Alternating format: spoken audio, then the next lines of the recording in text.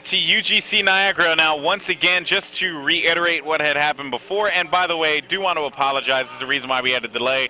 So what ended up happening was French Fries' Xbox actually turned off mid-game, and he wasn't able to get back into the game or do anything or the other to resolve that. So with that said, they had to replace the Xbox, reinstall Halo 4 onto the Xbox itself because it wasn't already pre-installed. But that actually, it never really is pre-installed. You know, you gotta have the game itself. So with that said, Focus Fire got right on it. We fixed it.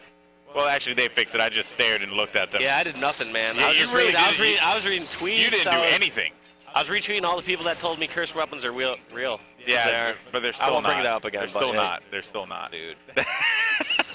You saw it firsthand, man. Well, basically, it is going to be Haven Slayer once again. Keep that in mind. So we had to replay the map there. But last time that we saw this one, we actually did see Amplify come up on top with this one. They won pretty decisively. But things are looking a little bit equal here. It was also close early on, and you got to think about it. They won decisively because someone lagged out middle of the game, and that's the easy way to pull ahead by 15, 18 kills, wherever the ending score was. I do agree with you there. We are actually on board here. I think it's going to be with Goose. Yeah, it is with Goose that we're taking a look at here. Oh, no, I'm sorry. Now we're with Goose. Now we're with Goose. So we're going to jump on board over here with Goose here. Goose been playing pretty well in this tournament, I must say. Pretty consistent. Good BR as well. Very impressed with his overall play. Finding someone by the Mohawk. He's going to go in here for the kill. He's able to get it as well. Looking over to his left side, knowing that a teammate is going to be taking some shots, but they'll be all right. Railgun is going to be down right in front of Goose, and he goes for the pickup, which means that now they're going to have some power weapon control. And I want to see them do exactly what I'm saying. The team that's going to hold at least two positions, meaning, like I said, either Blue Street, Red Street, Mohawk, or Top Center, holding a combination of two of those, or possibly even more. I mean, sometimes you don't want to spread yourself too thin, but in certain cases, like if they're all Top Center, obviously having Mohawk, both streets is fine. Yeah. Long story short, whatever team ends up holding at least two spots and doesn't get trapped in just one area, which it seems like LEM is right now. It seems like they're all trapped over at Red, and now looks like going down low to pick them up at Red. So yeah, basically they were all trapped over at Red just a second ago. Yep, and they're not. They need to spread out. Oh, you did get the kill though, so it is going to be a 10-kill deficit, or a 9-kill deficit, excuse me. As we are actually going to go ahead and jump on board with Egypt. By the way, want to see what's going on with him. As oh, actually no, maybe not Egypt. Egypt is going to be in a little bit of scuffle, but I'm going to jump over to Stress instead. We're going to see what's up with Stress as he's now trying to hide it out and wait and see if anyone's going to be creeping on him. Finding someone right over there as he jumps up. There's going to be some shots from behind. Has to get away from this one, and the player will go for the chase. Both players able to take down Stress on that one. Pretty chaotic battle. Yeah. He obviously thought one shot up there. Instead of waiting, being a little more patient, seeing if the guy would drop to him, he, you know, it's one of those unfortunate situations they hate to see happen. Yeah, he really just had his back against the wall on that one. Not much he could do, but still on board with Stress here. Finding someone in the middle, he's able to take down, I believe that was going to be Conquer. That was Conquer. Okay, I'm blind, so I really, you know, these things are difficult for my old man eyes. Well, it's also spelled a little weird because, yeah, what we do before each of these games is we write down the names of each player on each screen because we're the ones that are actually able to change the overlay, so we aren't able to have it on the screen here. But what I was trying to say is that we write them down. We both have chicken scratch handwriting, first off. I don't know. You had some pretty majestic handwriting, bro. Like, I wrote down really bad hand, like, just chicken scratch, like you said. And then you were like, you know what, let me fix this. And then everything just ended, like, in calligraphy or something like that. Like, you just, but the light rifle, oh, excuse me, that actually was the beam rifle, right? No, he picked up a light rifle. Okay, I apologize. It was one of those things I think he's like, oh, a weapon on the ground, you know. Might as well pick it up. Yeah, you can't get hurt by having a secondary in case some random situation, but you saw him kind of put it away right away. So I can see once the update coming out where the rate of fire on the light rifle is increased while zoomed in. And also I think the auto aim is slightly further on light rifle when zoomed in. Really? And, yeah, so they're trying to make it the dominant long-range weapon in this next title update, where DMR's long range is a bit shorter as far as getting auto aim. And battle rifle, obviously, the number one thing that everyone's talking about is how the battle rifle is going to be 4-shot now. It's 11 bullets to kill. Yeah. So very, very small leeway, but I mean, that's how it was pretty much in Halo 3, Halo 2, I believe it's 11 bullets. So yeah, it's a very exciting time if you're a fan of Halo. You know, I think I just do want to give like a personal shout out to 343 because I thoroughly believe that, you know, they they are listening to their community. They're going to put out the update. You know, like just to be real, it takes a lot for someone to look and say, all right, this needs to be changed. Oftentimes, developers just ignore it, and they'll just say, no need to change it. There's nothing wrong with the game. It's playing exactly as I want it to play.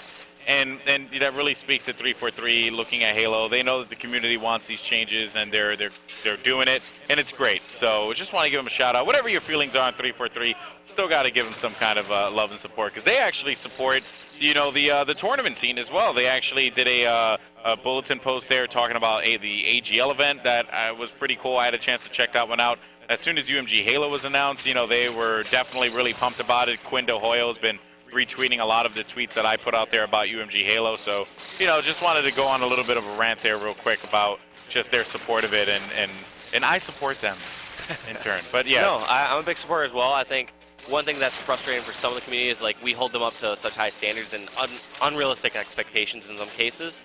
But I do agree in some cases where like we wish we could add some things a little bit faster, or different things implement the game faster. And I don't know, I'm really happy seeing both these developers such as like Call of Duty stepping up as well, like with Black Ops 2. Yeah, and that's the thing. People don't understand, man. That was a struggle. Yeah, that was a journey to get all that together. Because I mean, like I remember years ago back when Call of Duty 2 was my game of interest. We were like all on the Infinity Ward forums telling them, oh, this is what we need if we want this game to succeed. And, even guys like Hastro back then, along with other community members like Moho and all that, when they won national championships back in 08, they all said the same thing. It was just like, we need this. And it took a very long time for, viable land to come into Call of Duty. And it took a... That's right. I forgot about them not even having land. Yeah, I mean, we had Call of Duty 4, World at War, and Modern Warfare 3. Even Modern Warfare 3 when it first came out, and MW2. They didn't have land. They didn't have viable land that competitions can use. So, the struggle's real. The struggle is real. But anyway, getting back to the action here, by the way, it is about to be winding down. It is going to be 47, if I'm correct, to, what was that score? I believe it's 41. 42 now. So only a 5-kill game. We have two fairly evenly matched teams. Yeah, and it does make a big difference there having your fourth as well. But still on board here, by the way, with Stress, as he is trying to make something happen here. Get this 49th kill down at the bottom here, right by bottom blue. Let's see if he can actually do that. And I like how he takes his time, waits for teammates to come, and I don't know, maybe they're just trying to force this a little bit too much, because if I believe it's Conquer down there ended up picking up the kill, I think one of the things you can't, they end up ending it there, but I was a little concerned at first. I was like, all right, if they get down a couple more kills there, you make it like a 2 or 3 kill games, it could be. Yeah. And we hear some trash talking. Trash talk? Hello.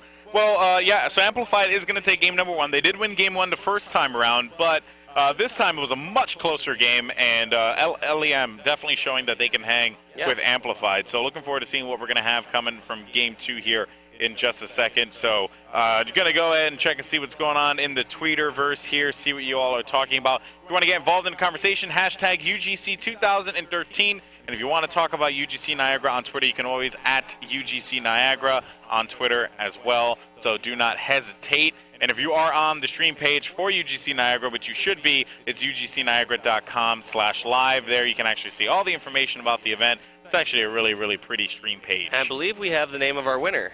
We do have the name of the winner. We do? So, it's A Lil Mystic. Ended up winning the Nikotech controller because he tweeted correctly. Tweeted at Nikotech, tweeted at myself, tweeted at Benovator, and hashtag UGC 2013, and showed his stream picture. And of course it shows me, dude, I am unphotogenic. All right, I want to almost post this in the stream or in the chat. Here, could you post that in the chat under my name? God. Dude, so last time AGL stream, people just started like, anytime the screen froze or they just hit print screen or something like that, I always just have a weird face. Like, I'm extremely unphotogenic. I accept that. That's something I'll live with. But I'm gorgeous. One, I don't know. I'm just looking at Ben like he told me the most amazing thing. Like, he's, oh God. And that actually looks big. That looks really bad. Like, Dave, it's this big. That's what that picture looks like. I'm like, what? That? That actually is great. Well, so you guys will see what we're talking about in a second. I'm having him post it in the chat. In the chat. So all right, well, let's go ahead and hop into the game. By the way, he's got posted on something else, but All right, well, let's go ahead and jump into it. It's going to be Simplex CTF here between these two teams. LEM versus Amplify. Let's actually go ahead and see what's going on. My boy French Fries. He is going to be from the LEM side. I did leave Stress there. He had the sword. He did get taken out on that one, but we are going to be on board with French Fries here. Let's see what they can do. Even match in that Haven Slayer game, Walshy. Yeah, very even, back and forth. Just definitely seemed like Amplify just held more positions. They never got... Yeah. I never saw them once get cornered and caught into one spot. Whereas I saw that happen a couple times at LEM, and that's the difference in the game. Like, that one time where you catch all four and go, you know, kill all four for maybe one death or so. That's the difference in the game when it's a 5-kill game. Yep, and the flag is actually going to be picked up there. That was going to be by Stress, so let's go ahead and jump on board over to Stress there and see what's going on with him, as he is finally going to get taken out there with that flag, and it is going to get returned. So they are not able to do anything about that one. NB will be the one on the left side here. He is going to get taken out finally. That was a long gunfight. I think that was Conquer. No, that was actually Red Mart's Eyes, as he managed to take out NB on that one. So now they're going to be pushing here on purple, Walshy, which means that where should their fourth guy be? That's a good question. I mean, generally, you have to look at realistic situations. Generally, you're not going to have all four of you alive and push in the exact same spot at the same time. So a lot of times what's going to happen is you're naturally going to have your fourth person spawn at your base, or if they're blocking the spawns, he'll spawn with you at purple. So a lot of times you can kind of slowly push up. Like if you see how he has, I couldn't see the exact name, but it looked like Conquer sitting in the base just putting those last shots in. Ooh. But long story short is, you want to have someone slip. You don't want to have all four trapped in one spot like at purple. So a lot of times it naturally is going to happen where you have your fourth person just sit at your base and you kind of rotate. So let's say you had 3 people at purple, 1 at your base. They push into the enemy base, and then your person at your base pushes into purple. Yeah, it follows up that way. It's all a matter of rotation here. Yep. But so now NB is going to be the one on your screen here. So let's actually jump with NB and see what's going on with him, as he's going to find Overshield, by the way, that was picked up by Red Mart's Eyes. And that is going to be scary for them, because the Overshield really could have helped them out there. Pretty poor timing on that one. It seems like NB is going to go for that flag as well. French Fries has the OS, but it seemed like he was going to go for the flag, but instead he goes for control on that side. I like this play. I mean, they had OS, and he has to get kills right now. Last thing you want to do is try to run a counter when another team has OS or a huge significant advantage. Yeah. You can run it in certain cases to be a distraction, but he realized he was in good enough position that he can go get the kills and for sure get the secure return. Yeah, and I also think another great thing about that one, too, is that that flag went down, and, you know, it's probably obvious to a lot of people, but to me, yeah, I got to give him credit on it. He didn't go and try and put a lot of shots into the OS guy. His focus was just on returning the flag and surviving the grenade onslaught that was going to be coming his way bottom perp. So, yeah, he secured the flag, and the important thing to remark here is, or to at least highlight, is that Amplify is ahead right now. There's no reason that they have to force anything that is not going to be a capture. Yeah. They need to play safe. Now, that doesn't mean sit back and play full defense. That's one horrible mistake that a lot of people do once they get a lead. They're like, oh, we just got to play defense. Like, no. Sometimes the best defense is a good offense, like pushing over their side of the base, pushing out and not even allowing them to get to your base in the first place. Yeah. But I guess what I'm just trying to say is that he didn't have to try to force a counter cap there. He played that right. He had the lead. Now, if his team was down, let's say 2-0, that would be a perfect chance. Like, all right, yeah, maybe I should risk this because we need to make some sort of play and get something to get back in this game. Yeah. Yeah, and they did have Sword, by the way, as well. So I guess it hasn't really been effective for them thus far. So let's actually see what's going on with LED. He has been a pretty quiet player in this matchup. Hadn't seen much of him. He's going to be defending the flag there, finding someone right in front of him, putting down the shots. Going to be top purple here, and he is going to get the assist for 1 kill and the kill for the other. Great headshot. That was going to be 20 points for him on that one. It just shows that they don't have as much. He must have not had as much space as his teammates right there, because you notice how he got that guy at top purple with a 1-shot, and he was already going to flake out to the front of the base to try to finish off his own kill. Yeah. That just shows not much teamwork on that squad, because you need to be like, have some sort of trust. Like, all right, if I funnel this guy out into the very open, one of my teammates should be able to finish that off. Worst case, I can go top purple, get some more control, and then go from there. But he, he's kind of like, all right, I got to do it all by myself. So that's not a good sign to me. Well, I do want to point out here, though, that LEV's control here of the top platform here, top mid, is really good. He pretty much helped his team get that flag cap here. Hasn't really died yet. Hasn't really met much opposition. So LED's been playing this pretty good. If he gets this kill, this would be fantastic for him. That is huge. Great shots. I believe he's on a killing spree. Yep. And it's remarkable that he is just on their side of the mat, too. So not only is every kill he's getting, like, he's opening an opportunity to possibly get a flag grab right after that. And also, all their attention's diverted back to their base. Yep, and French Fries, by the way, I do want to take a look at French Fries. He's going to be the one on your screen here, not in a great spot. Flag's going to be going top purple as well. So French Fries is going to be coming up behind it here, but the player is going to be right near him. He's going to be able to get the assassination. Yes, he is. He's able to get that one kill there, finding that other player, finding no one right behind him as well, trying to take him out. He is going to get dropped, though. That was going to be a great pistol kill, and I think that flag carrier did live through that entire altercation.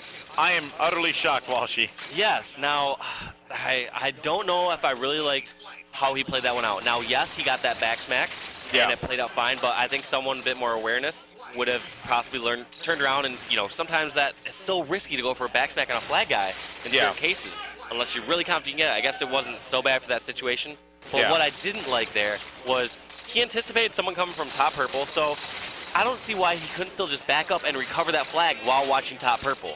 Instead, what happened is that guy didn't come from top purple. He came from bottom purple. Grabbed the flag, got the kill, and ended up running it over. So, yeah, and by the way, the OS back with LED once again. So he just grabbed it about 50 or 52 mark, probably. I think it looked about that. I think it was a 52 mark. Okay. Yeah, and you are going to see here as I believe we're looking at Stress here. He is going to get taken out. MB1 on your screen, but I'm going to go ahead and jump on board my boy LED because. Let's see here if I got LED right. Yeah, I did get him right. He had OS, and he ended up losing it all. But when last time he had OS, he was very effective with it. Yes, yes.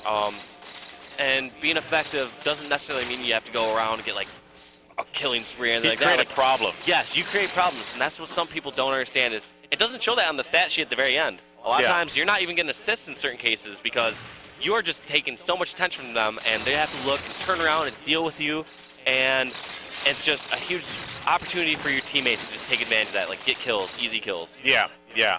You know, that's the thing. Players think that they have to be super aggressive here. Goose has the flag, by the way, for Amplified as we're going to hop on board with him down at the bottom middle. He's going to take it through purple, get taken out as well. But people think like in order for when you pick up the OS, when you pick up the rockets, like you have to be like a dominating, like I need to get like, you know, 5-10 kills with this thing. You don't really need to do that. You just got to play smart. In a lot of cases, like play smart, have presence. Don't die with it.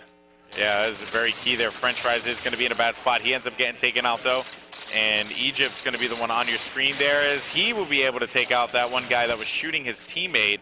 And right here, like we said before, once you have the flag on your side of the map, you got to make sure you're at least just going 1 for 1. Like, they end up capping that right away, but worst case, just try to drill that in your head if you're at home and trying to get better on CTF. You get the flag back on your side, just try to go 1 for 1 worst case, because that way your teammates are going to spawn faster with you, you're going to get the cap, you're going to eventually be able to rally in the cap. Yeah. And still looking here as I am still on board with Stress, I believe. No, I think I'm with, let's see, who am I actually with? I'm with Goose. So I'm still with Goose, but I will tell you this much, though. Going over to Stress because he has that overshield.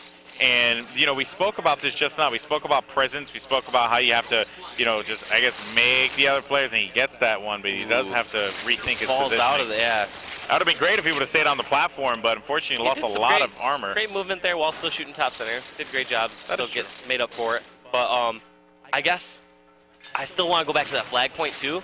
Like I've reiterated over and over where you can trade 1 for 1. If you're the team that's trying to return the flag, however, you can't go 1 for 1 on their side. Think of it that way. Think of if I'm going to kill this person, I'm going to die. It's probably not worth it. I have to get a kill and stay alive. I cannot go 1 for 1 if we want to eventually return this flag cap. And if they know that, and if they know that you're going to try and go for 1 for 1, maybe they could take advantage of that. You know what I mean? Maybe they could think like, all right, well, this person's not going to, like, you know, not necessarily the guy who has to return the flag, but the attacker.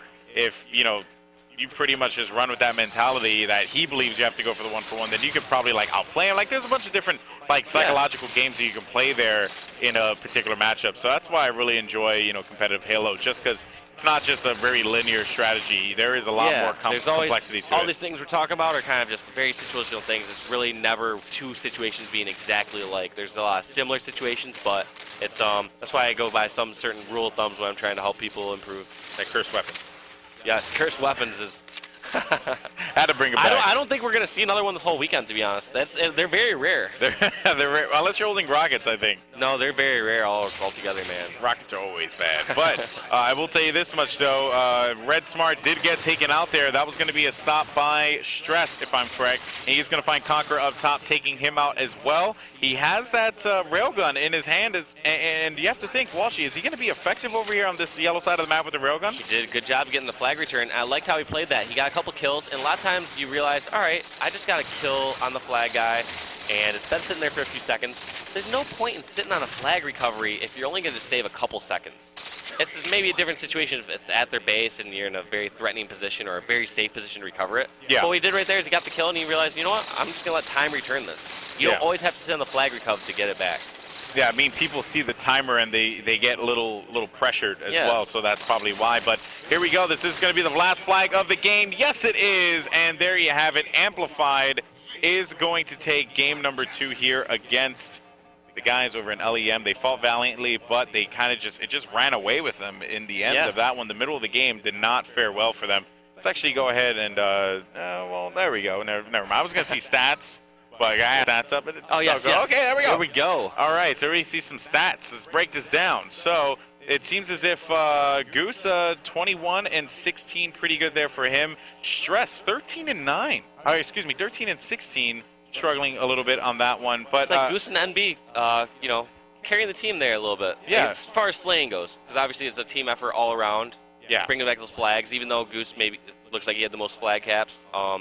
It's, you know, his teammates but you have to look at Goose. Goose played very well because he actually was sitting at 12 assists as well. Yeah. So that's a really good stat to have because that means you're putting in a lot of shots into people, putting in effective shots into people that are just creating problems for the other team. So very good stuff there, even though it was Goose and MB. I think Stress and Egypt just pretty much had to focus on playing, I guess, just playing smart, playing them the objective. Yeah. Maybe. And it's important to note that they just played well as a team. They all seemed on the same page. They all pushed the same spots together.